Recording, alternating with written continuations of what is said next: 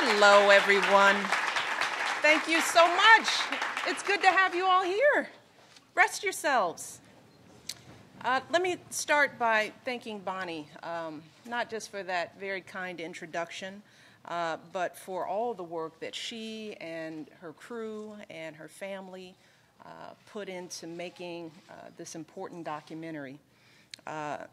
It's truly a wonderful piece. I had a chance to look at it. I just looked at it yesterday, actually, and it was very moving, very powerful.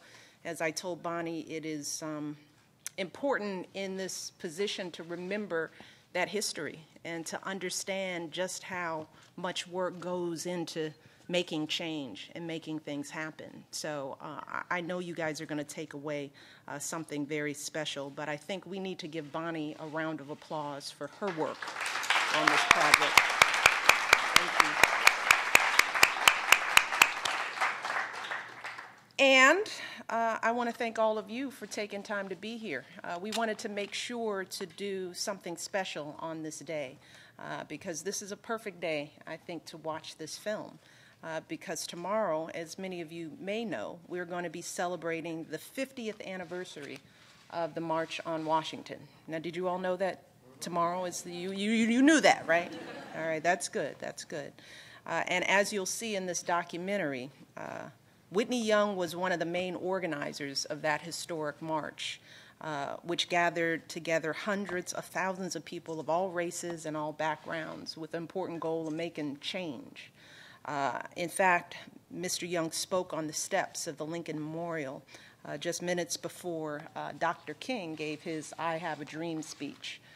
Now, Bonnie asked the question, and I was in the back, so I couldn't see the answer, but I want to see how many people had heard of Whitney Young. I didn't see a show of hands before you came here today.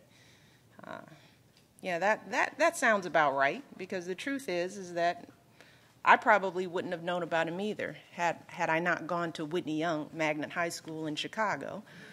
Yes, indeed, Whitney Young. But what we learned from this documentary is that Whitney Young drew on his decency, he drew upon his intelligence and his amazing sense of humor. To face down all kinds of discrimination and challenges and all kinds of threats. But one of the things I want you guys to keep in mind, as Bonnie mentioned, is that what this documentary shows us is that there are so many unsung heroes in our history whose impact we still feel today. Just regular folks. They're not always going to be the Barack Obamas, the Dr. Kings, the Malcolm X's. For every Dr. King, there is a Whitney Young or Roy Wilkins or Dorothy Height, each of whom played a critical role in the struggle for change. And then there are the millions of Americans, you know, regular folks out there whose names will never show up in the history books. I'm talking about the maids who walked miles home from work every night during the bus boycotts in Montgomery.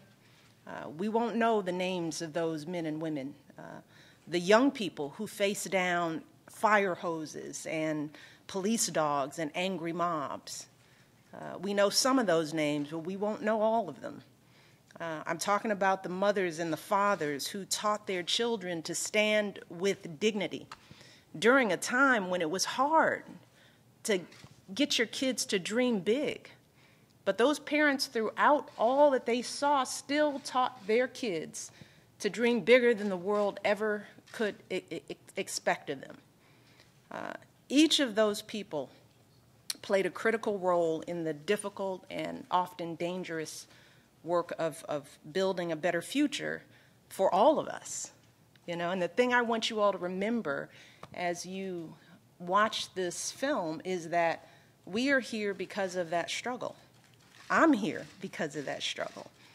And even though you may think you have some struggles, your paths are a whole lot easier because of the work these men and women did. And today, as a result of their work, we're living in a more just and more fair society. So that leads me to something else I want to ask you all and have you think about as you watch the film.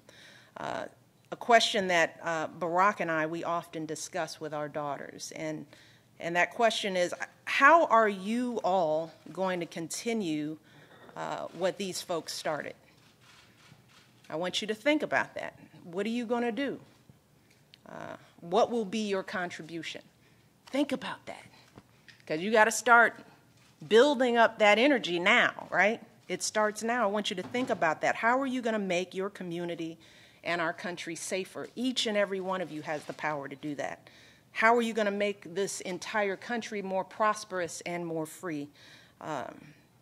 You'll see in the video that there are so many different ways to answer this question. You know, there's so many ways that you can contribute. You know, you could work on a corporate board, sit on a board, be right there at the table of change. You could do that. You could strategize in the halls of power like Whitney Young did. You might want to teach, you know, teach some young people to write, to do math, to demand more of themselves like Whitney Young's father did. You're going to learn a little bit about his parents, his family, his upbringing. You might want to be a filmmaker, although I saw that there weren't many hands up going for filmmakers, but I'm just saying, you never know. You never know. Or you might want to make your mark working in a hospital. You might want to do it working in your church. You might want to do it just being good parents, raising good, decent kids with some values, just like all those hundreds of thousands of people who attended the Lincoln Memorial March 50 years ago. But whatever you do, what I want you all to take with you is that I want you to keep pushing to be the very best that you can be at whatever you choose, and that takes hard work. And I know your teachers and your parents tell you this over and over again, but it's real. You have to put in the time and the energy to be great. And that leads me to a quote that Whitney Young, one of his quotes that I love. He said, "It is better to be prepared for an opportunity and not have one than to have an opportunity and not be prepared." You know what that means? You got to be ready all the time. That means today you're preparing yourselves for the opportunities that are going to come your way. Barack Obama, at your age, didn't know he was going to be president of the United States. Would have bet money that he wouldn't. I never thought I'd be the first lady of the United States, but let me tell you something. We prepared ourselves, as Whitney Young did, as Dr. King did, and that meant going to school every day, doing your homework every day, showing up every single day and putting your best into whatever you're doing. And at the core of that is your education. There is nothing more important that you all need to be doing right now. It ain't rapping, it ain't dancing. It is learning to read and write in an outstanding way. That is your job. And if you do that, you will be prepared for whatever comes your way. But the worst thing you could do is to have that opportunity and not be ready to shine. So you all don't want to be in that position, and I know you won't. So I want you to think about that as you watch this film. I want you to ask yourselves those questions. How are you going to be the agents of change for the next generation? Because we're counting on you all. We're going to be old in a second. Many of us are old. And we're going to hand all of these wonderful issues over to you. And we're counting on you all to be ready to take the helm and be the next agents of change, because there's still a lot of work to do. So keep that in mind, okay? And I hope you enjoy the film, and I hope you keep reading and learning about the history of the civil rights movement, because there are so many stories, so many, many more stories than out there to learn from. And it's important for you all to know that history. So make this the beginning of that journey of your history so that you understand it and that you can grow from it and that you don't repeat the mistakes that have been made in the past, but you just build on the successes. You promise me that? All right, well, enjoy the film and have a great discussion. Thanks for being here. We're proud of you guys. All right, y'all, take care.